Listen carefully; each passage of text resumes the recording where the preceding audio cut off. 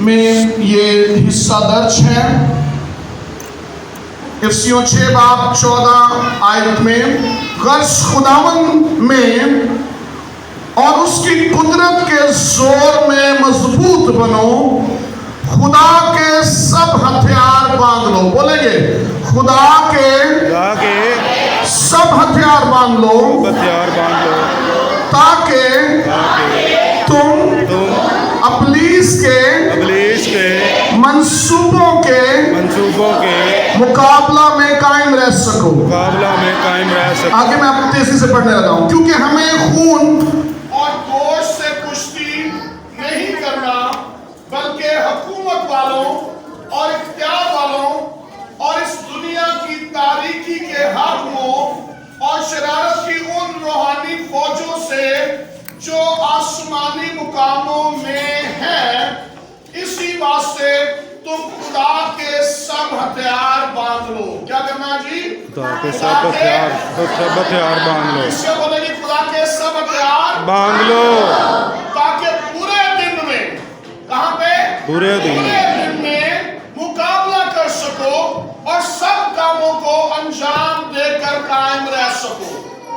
बस सच्चाई से कमर कस के, पहला हथियार की है सच्चाई से कमर कस के। दूसरा हथियार, मेरी गुजारिश है सारे की तरह से लाइट जाती है, कोई एडा बड़ा तूफान नहीं आ रहा, तो ऐसा ना करें कि आप खुदा के कलाम की कारत करने वाले। आपके घरों में भी लाइट जाती है, सबके पास जाती है, इतना कोई बड़ा बम नहीं फट गया, तो सब आराम से तवज्जो से कलाम को सुनिए। बस सच्चाई से कमर कसकर और रास्तबाजी का बख्तर लगाकर और पांव में सुलह के जूते पहनकर और उनके साथ ईमान की सिर पर लगाकर कायम रहो, जिससे तुम शरीर के सब जलते हुए तीरों को बुझा सको। आमीन आमीन।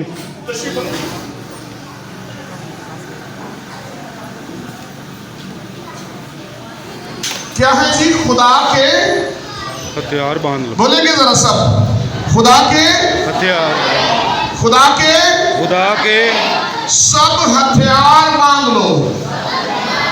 बोलेंगे सब जरा, खुदा के सब हथियार बांध लो, खुदा के सब हथियार बांध लो। अब पहला हथियार क्या है? सच्चाई से कमर कसकर, बेल्ट ऑफ ट्रूथ। सच्चाई क्या है? कोई बताएगा जरा, सच्चाई क्या होती है? झूठ के ऑपोजिट जड़ी होती है वो सच्चाई के अंदर है। सच्चाई क्या है? जो झूठ की ना ऑपोजिट है, मुखालिफ है, तो सच्चाई फिर क्या होगी? कोई बता सकता है सच्चाई क्या है? हेलो, सच क्या होता है? सच्चाई सच, अगर तो सच क्या होता है? हाँ जी, जो हकीकत है, जो देखा है वो ही बयान करना है।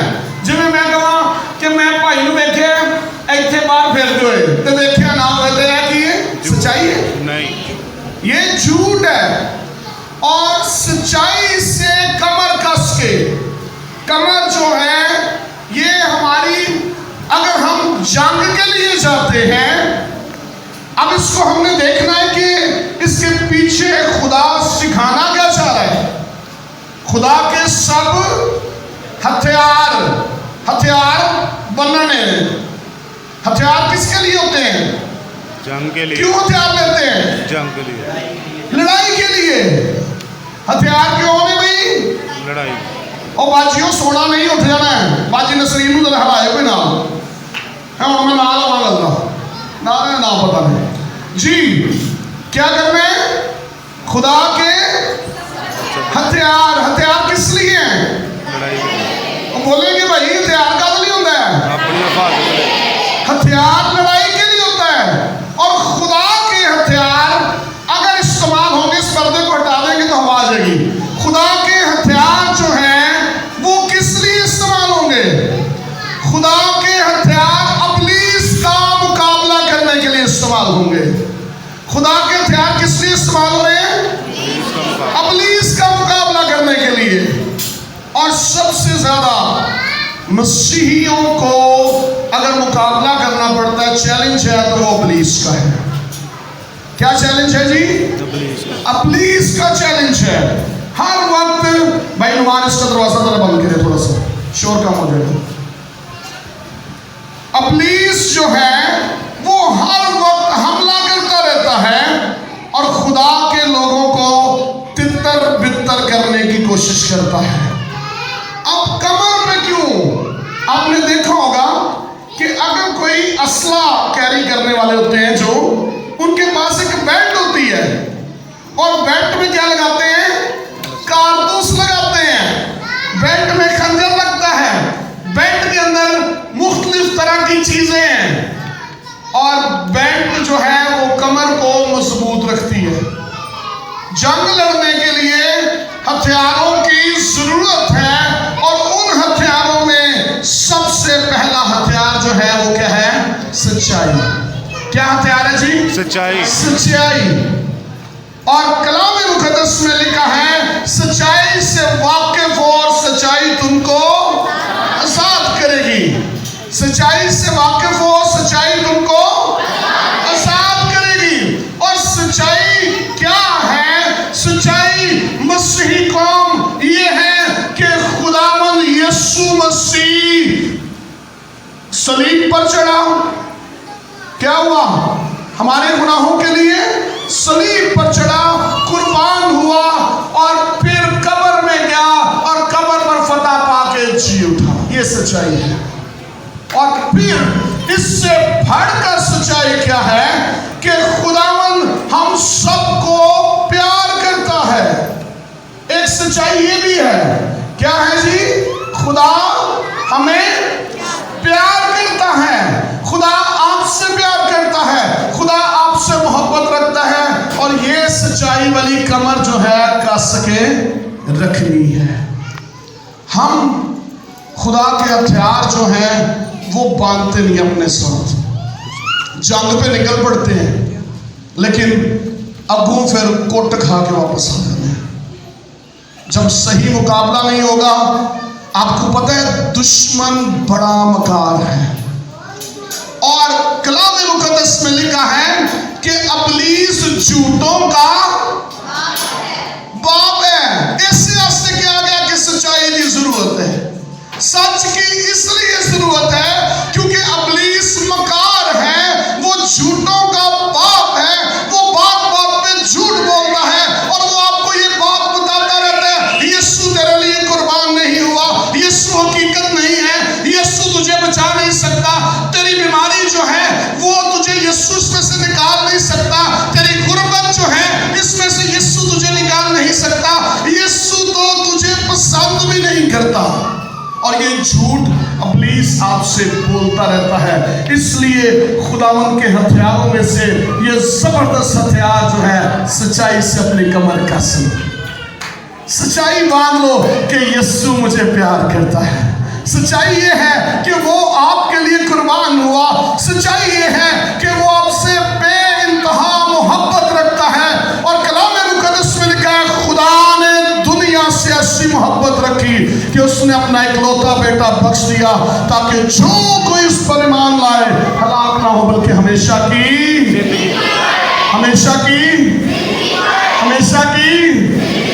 और जब हम ईमान ला चुके हैं तो हमेशा की जिंदगी हमारे लिए है। और यही सच्चाई है। हालेलुया। ये क्या है? ये सच्चाई है, ये हकीकत है। जो हकीकत हमारे इब्लीस जो है हमारे दिलों में झूठ के साथ चेंज करने की, मैनिपुलेट करने की कोशिश करता है। अगला हथियार क्या है जी? रास्तबाजी का बख्तर लगाकर। क्या करना है? बख्तर लगाकर। कई दफा जब बारिश होती है तो हम क्या पहनते हैं? रेनकोट पहनते हैं ताकि हम उस सारी बारिश में से बच सके। ऐसे ही है। और भाई शाकाली रहने ਉਹਦੀ ਜਗ੍ਹਾ ਤੇ ਕਿ बरसाती पाने ਉਹਨੂੰ रेन कोट किया जाता है। और हम क्या करते हैं कि वो छाता या बरसाती पहन लेते हैं, फिर बारिश हमारे ऊपर हावी नहीं होती, बारिश जो है वो हमें डिस्टर्ब नहीं कर पाती।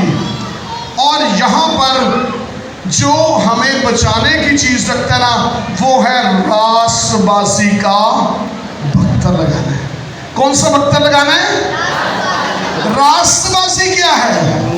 हाँ जी, रासबाजी क्या है? रास्ती के काम करना। क्या है? रास्ती के काम करना। हिलम परहेजगारी जो रूह के फल है वो रास्तबाजी के काम है।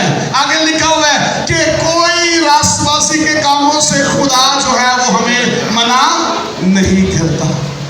आप किसी के साथ मेहरबानी से, शफकत से, मोहब्बत से पेश आते हैं, ये रास्तबाजी है। जो काम यीशु करता था, यीशु ने बताए, उस पर अमल करना रास्तबाजी है। और रास्तबाजी का क्या करना है? बख्तर लगाना है। ये अगर कमजोर होगा, अगर ऊपर वाला ये वाला सूट कमजोर होगा और खुदा ना खास्ता आपके हाथ में से वो जो शील्ड होती है वो गिर जाए, तो फिर क्या होगा?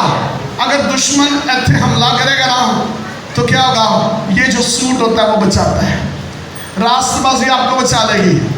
रास्तबाजी क्या करेगी? रास्तबाज ईमान से जिंदा रहेगा, सारे गिरते जाएंगे, वो जो रास्तबाज बनता होगा वो कभी गिरने नहीं पाएगा, क्योंकि उसने सूट पहना हुआ है, उसके ऊपर रास्तबाजी की हिफाजत लगी हुई है, और वो हिफाजत इब्लीस तोड़ नहीं सकता।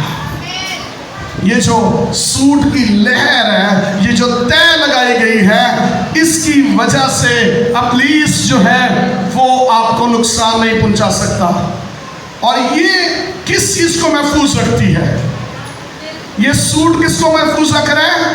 दिल को। थले दिल है, तो दिल जो ना घाऊ घाऊ करता रहता है। हाँ, दिल कहता है कि कसी इधर तुर जाइए। कैसर भाई का बड़ा दिल खराब होता है। हाँ, कैसर भाई का असी वेखते वैसा कैसर भाई को बड़ा डकिया, कैसर भाई ब्याह ना कराई, लेकिन कहता नहीं, मेरा दिल लग गया बस। तो कई दफा हमारा दिल जो है वो हमें मुश्किलात में डाल देता है, और सबसे महफूज रखने वाली जगह भी क्या है? दिल है। क्योंकि दिल के बारे में कहता है, खुदा कहता है कि मेरे दिल के मुआफिक मुझे एक शख्स मिला है और उसका नाम दाऊद है। भाई कैसर के लिए मैं खुदा का शुक्र अदा करता हूँ कि कैसर को मैंने नाम दिया दाऊद का। इसको हमने डेविड का नाम दिया हुआ। हम जब बुलाते हैं इसको तो डेविड कहते हैं, क्योंकि ये खुदा की प्रस्तिश में, हम दूसरा में हमेशा खुदा के साथ आगे बढ़कर चलता है। जब रास्तबाजी का बख्तर रहेगा, रास्तबाजी का ये ऊपर वाली जैकेट पहनी होगी, कोई भी इब्लीस आके आपके दिल को खुदा से हटा के दूसरी तरफ नहीं ले जाएगा। वो कहेगा कि वो आपके अंदर वाले हिस्से को छू नहीं सकता, उतने हमले करते रहेगा, इधर बचेगा। आपको पता है शील्ड मजबूत होगी, हमला होएगा, फिसल जाता है, लगता है उसके ऊपर जरूर लगता है, लेकिन वो स्लिप हो जाता है। पानी ऊपर आता है, स्लिप हो जाता है, अंदर नहीं जा रहा, क्योंकि ऊपर हिफाजती शील्ड लगी हुई है। हालेलुया। और फिर 7 फेफड़े भी बने हुए हैं, हाँ, जिनसे हम सांस लेते हैं। अगर अचानक उसमें कोई चीज घुस जाए, हम मर सकते हैं। जब रास्तबाजी का बख्तर लगा होगा, जरा कहते ना, मैनू साह नहीं आता। मेरी बीवी अक्सर मैंने कहते मैंने साह नहीं आता, पता क्यों? गर्मी ना तो वो वाला साह है ना, जब रास्तबाजी की शील्ड लगी होगी, फिर हर किस्म के सांस जो है वो सही चलता है। हालेलुया। हमें ये मजाकिया बात लेकिन की है, लेकिन उसके साथ मैंने आपको एक तवज्जो आपकी खास लेवल पे, जब हम रास्तबाजी का बख्तर लगाया होगा, फिर फिर हमारी सांस जो है जिस पे खुदा का इख्तियार है, कलाम मुकद्दस में लिखा है कि उनसे मत डरो जो आपके जिस्म को नुकसान पहुंचा सकते हैं, उससे डरो जो आपकी रूह को नुकसान पहुंचा सकता है।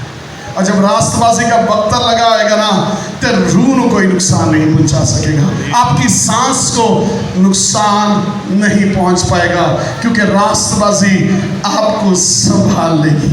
लोग गिरेंगे लेकिन आप कायम रहेंगे। हालेलुया। आगे बढ़िए। अगर हम देखिए यहाँ तसल्लीकियों 5:8 में लिखा है, मगर हम जो दिन के हैं ईमान और मोहब्बत का बख्तर लगाकर, बख्तर फिर वही जैकेट जो है, ये जैकेट लगाने की जरूरत है। आगे बढ़ेंगे। अगला है पाँव में सुलह के जूते पहन। पाँव में क्या करना है? सुलह के जूते पहन। सुलह के जूते पहनने हैं, सुलह की खुशखबरी के जूते।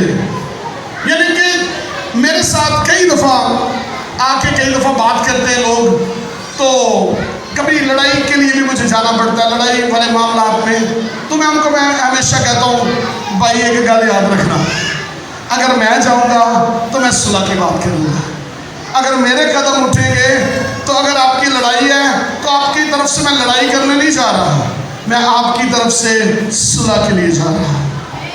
और यहाँ पर है मुबारक है वो जो, क्योंकि वो क्या होगा जी? वो बोले कलीसिया खुदा के बेटे कहलाएंगे। और इससे बढ़कर बात क्या होगी? हालेलुया। आपके पांव सुलह की खुशखबरी के जूतों से। ये मूसा को दो चीज हुए, उस सिस्टर ने भी बयान किया। मूसा को खुदा ने कहा कि जूते उतार दे, लेकिन उसके बाद खुदा ने पुआए नहीं जूते उन्होंने, और फिर 40 साल तक वो जूते टूटे नहीं, क्योंकि वो सुलह की खुशखबरी के जूते थे और वो ईमान के साथ आगे बढ़ते चले जाते। कई दफा हार्डशिप आएंगी, मुश्किलात आएंगी, लेकिन ये देखिए पाँव में छाले भी बन जाएंगे, लेकिन जब सुलह की खुशखबरी के जूते होंगे वो कदम रुकेंगे नहीं कभी भी। हालेलुया। आगे बढ़ते हैं। ईमान की सिप पर लगाकर, क्या लगाना है जी? सिप पर लगा। ईमान की सिप पर लगाने की जरूरत है। शील्ड समझ लेंगे, ये शील्ड है। अगर तीर आएगा तो क्या करना होता है? हाँ जी, तीर आगे शील्ड कर देनी है। अगर सपोज हमारी तरफ कोई हमला करेगा, अगर मैं मुक्का मारूंगा तो क्यों होगा? अगर को पाई लग गया, अभी इनको पता नहीं था, लेकिन उन्होंने इंटेंशनली किया है कि हम फॉरन शील्ड जो है हमारी वो हम आगे करते हैं। और सेम हमें जब भी दुश्मन वार करेगा, जब इब्लीस हमला करेगा, तो हमने ईमान की शील्ड आगे खड़ी करनी है कि मेरा ईमान यीशु पर है और वो मुझे कभी डूबने नहीं देगा। मेरे पांव जो हैं वो पानी में जा तो रहे हैं, लेकिन यीशु हाथ बढ़ाकर मुझे बचा लेगा। हालेलुया। ये ईमान की शील्ड है, ये ईमान की शील्ड है जो आपको हर दुश्मन के तीर से बचाती रहेगी। जब दुश्मन तीर करेगा बेतकाती का, आपकी ईमान की शील्ड आपके सामने खड़ी हो जाएगी और वो आपको हर दुश्मन के हमले से बचा लेगी। हालेलुया। अभी तक जितनी चीजें हमने बयान की हैं, ये दुश्मन के हमलों से बचा रही है हमें। अभी तक असि हमला नहीं कीता, कोई भी कीता कोई हमला? अभी क्या कर रहे हैं? हम बच रहे हैं दुश्मन के सारे। अगर आप स्क्रीन पे देखें, जितने भी तीर आएंगे, सलीब का निशान आपके सामने खड़ा होगा, यीशु खड़ा होगा। खमौत के साया की वादी में से मेरा गुजर हो, तू मेरे, ये यकीन रख लीजिए, कोई वबा कोई तपाली तेरे खैमा को छूने नहीं पाएगी, क्योंकि तेरे साथ ईमान का पानी है। और लिखा है कि ईमान के बानी और कामिल करने वाले यीशु की तरफ तकते रहो, और जब तक यीशु की तरफ तकते रहोगे डूबने नहीं पाओगे। हालेलुया। आगे बढ़ेंगे। निजात का खोद, हेलमेट ऑफ सल्वेशन। हेलमेट किस लिए लगाया जाता है? सर पे सेफ्टी के लिए। हाँ जी, हिफाजत के लिए। हिफाजत के लिए। मोटरसाइकिल चलाते हैं और साथ सर पे हेलमेट पहनते हैं। क्यों? ताकि अगर हम गिरे और फुटपाथ पे अगर हमारा सर भी लगे तो सर बच जाए, क्योंकि सर बच जाएगा ना तो बाकी चीज़ें भी महफूज रहेंगी, चलती रहेगी। न्यूरो सिस्टम जो है वो काम करता रहेगा। लेकिन निजात क्या है जी? कलीसिया, निजात को सीखने की जरूरत है। निजात क्या है? क्यों निजात के खोद को लगाने की जरूरत है? और निजात क्या है? मैं ज़रा निजात के बारे में आपको थोड़ा सा जल्दी से क्विकली लेके जाना चाहता हूँ, क्योंकि वक्त काफ़ी है।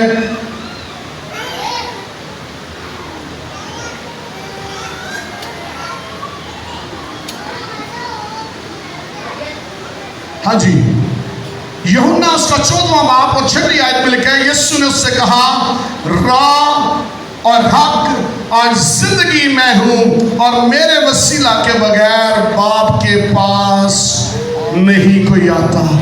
कोई बाप के पास नहीं आ सकता। और कलाम मुकद्दस में लिखा है, खा आसमानियों का हो खा जमीनियों का हो, हर एक घुटना यीशु के आगे झुकेगा, और जो यीशु को पहन लेता है वो निजात पा लेता है। हालेलुया।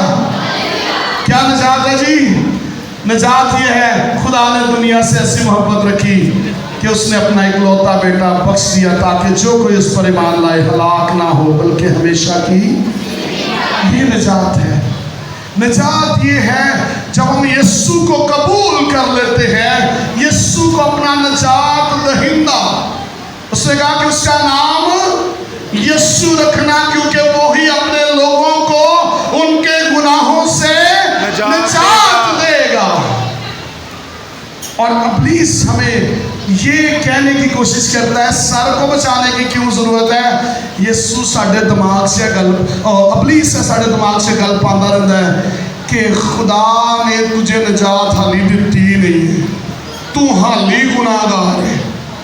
असि कबूल भी कर ले, 16 साल हो गए रे यीशु को कबूल किया है, और हाली भी कहना असि गुनाहगार हो, मैं बहुत गुनाहगार हूँ। इसका मतलब आप निजात याफ्ता नहीं है। प्लीज इस बात से बाहर निकलिए। आपको यीशु ने निजात दी है, और निजात दे के कभी वापस नहीं लेना। जो निजात यीशु ने आपको दी है वो कायम रहेगी, और उसके लिए खोद पहन ले, हेलमेट पहन ले। ये निजात का हेलमेट पहन लेंगे, आपकी सोचों पे इब्लीस हमला नहीं करेगा, और आपको ये कभी एहसास नहीं होगा कि मैं निजात याफ्ता नहीं हूँ। हालेलुया। समझ आ रही गल दी? हेलमेट क्यों पाने की जरूरत है? ताकि साड़ियाँ सोचा जड़ियाँ ने सोचों पे दे मसा, ख्यालों पे दे मसा, ताकि मेरी सोचें ख्याल जो है यीशु पाक रहे और उसमें तू ही बसा रहे। और ये हेलमेट पहनने के साथ होगा। जब निजात का हेलमेट पहना होगा तो फिर जो है आखिरी पॉइंट की तरफ हम बढ़ने को हैं। वक्त ज़रा थोड़ा ज़्यादा हो गया है, लेकिन मैं इसको जल्दी से वाइंड अप कर दूंगा। आखिरी point, and which is very important, ये बहुत ज़रूरी है, बेहद ज़रूरी है, और लिखा है रूह की तलवार। क्या लेना है जी साथ? रूह की तलवार। ए हथियारे जड़ा हमला कर ली संभाल। बाकी सारे 5 हथियार जो थे वो क्या कर रहे हैं? हिफाजत के लिए, हमारी सेफ्टी कर रहे हैं। कलाम में से मैंने हिस्सा पढ़ा था, कहाँ से? इफ्सियों। कोई दस्तेगा जरा, कोई याद रखे अगर हथियार ना पता ही नहीं तो फिर कितों लगोगे हथियार? वो लगे थे फिर कहाँ पे? इफ्सियों 6। कौन सी आयत? वेरी ये निकाल के दीजिएगा जरा बाइबल में से। इफिसियों 6 बाब 14वीं आयत, इसको शुरू से पीछे से हम देखें तो ज्यादा बरकत है। मैं चाहता हूं कि इसको आगे से पढ़ दूं आपके लिए। निजात का खोद, रूह की तलवार जो खुदा का कलाम है, ले लो। क्या है जी? ले लो, अपने हाथ में ले, अपने दिल में ले। और फिर आगे क्या लिखा है? और हर वक्त और हर तरह रूह में दुआ और मिन्नत करते रहो, इसी गर्ज से जागते रहो, सब मुकद्दसों के वास्ते बिला नागा दुआ करो। हाँ जी, निजात का खोद और रूह की तलवार जो खुदा का कलाम है, ये बात जाहिर करना चाह रहा था मैं। क्या है जी? खुदा का। और बोलो भाई ना आला कह दो कलाम है। बोले जरा साथ वाले को भी, रूह की तलवार, रूह की तलवार खुदा का कलाम है। अपने साथ वाले को बताएं जरा साथ वाले को, पूरी लाइन बतानी है। रूह की तलवार खुदा का कलाम है, रूह की तलवार खुदा का कलाम है, रूह की तलवार खुदा का कलाम है, रूह की तलवार खुदा का कलाम है। और ये एक तरफ से नहीं काटती, ये दो धारी तलवार है, ये दोनों तरफ से काट देती है। जहां पर लगती है वहां पर चीरती चली जाती है। अगर बीमार है वहां पर ये तलवार लगाएंगे, शिफा आ जाएगी। अगर कोई बेरोजगार है, कलाम जो रूह की तलवार है, इसको इस्तेमाल कीजिए, देखिएगा दुश्मन भागना शुरू हो जाएगा। हालेलुया। क्या लेना है? ये तलवार साथ रखनी है। खुदा ने हमें बड़े खूबसूरत हथियार दिए। हम मुकाबला किससे कर रहे हैं? मुकाबला किससे कर रहे हैं? इब्लीस से। हम ऐसी जंग में नहीं हैं, हम जंग फर्क किस्म की जंग में हैं। और ये जंग जो है बड़ी ही, हमारी जंग इख्तियार वालों के साथ है, हुकूमत के साथ है, और आसमानी मुकामों में इब्लीस की कुव्वत के साथ है। अगर आपके पास ये सारे हथियार, 6 हथियार नहीं होंगे, आप कभी जंग में जीत नहीं पाएंगे। बड़ी मेहरबानी, ये सारे हथियार अपने लिए देने खुदा ने ये दिए हुए हैं, इसको पहनने की जरूरत है। लेकिन दाऊद की तरह नहीं पहनना। दाऊद ने क्या किया? उसने कहा, और ट्राई करना पड़ता है। दाऊद को उन्होंने कहा कि बादशाह ने कहा कि जाओ जाके दाऊद के लिए लिबास ले आओ, और लिबास लाया गया, उसको पहनाया गया, और दाऊद एक कदम चला और गिर गया। दाऊद ने कहा कि ये लिबास मेरे लिए फिट नहीं है, ये लिबास सूटेबल लिबास नहीं है। हमें इस लिबास को जो हमने सीखा है अपने जेब तन कर लेना है, नहीं तो दुश्मन आएगा, फिर ਅਸੀਂ उठांगे, जल्दी ना पाने की कोशिश करेंगे, जंग नहीं लड़ पाएंगे। पहन लीजिए इस लिबास को। ये लिबास कुव्वत का लिबास है, और ये कुव्वत का लिबास इसीलिए खुदा के कलाम में लिखा है, इब्लीस का मुकाबला करो तो वो तुमसे भाग जाएगा, भजेगा कदों जदों ऐसे सारे हथियार होंगे। पहला हथियार कौन है? कोई बता सकता है कलीसिया में से? सच्चाई, सच्चाई से कमर कस के। दूसरा, राष्ट्रवासी का बख्तर लगाकर। तीसरा, पाँव में सुलह की खुशखबरी के जूते पहनकर, ईमान की सिर पर लगाकर, निजात का खौद पहनकर, और रूह की तलवार लेकर हम इब्लीस की सारी कुव्वत पर गालिब आ सकते हैं। Hallelujah, hallelujah. आज से घरों में जाकर इन औजारों को ट्राई करना शुरू करें। अगर कहते ने तलवार म्यान च रख दिए तो की हो जाता है? जंग लग जाता है, जंग लग जाएगा। उस रूह की तलवार को बाहर निकालिए और लहराइए, और दुश्मन की सारी कुव्वत पर गालिब आ जाइए, क्योंकि यीशु आपके साथ है और उसने हथियार दिए हैं। पहन लीजिए रूह के हथियार, खुदा के सब हथियार बांध लो। वक्त करीब है। अगर आप कलाम में लिखा है कि बुरे वक्त में ये तुम्हारे काम आएगा। और बुरा वक्त शुरू हो चुका है। हर तरफ बेरोजगारी है, मुश्किलात हैं, परेशानियां हैं, झूठ है, लालच है, इब्लीस की कुव्वतें मौका ढूंढ रही हैं कब आपको पकड़े और गिरा दें। अगर आपके पास हथियार होंगे आप गालिब आ जाएंगे। आइए अपने सरों को झुका लीजिए, चेक कीजिए कि आपके पास कौन सा हथियार मौजूद है।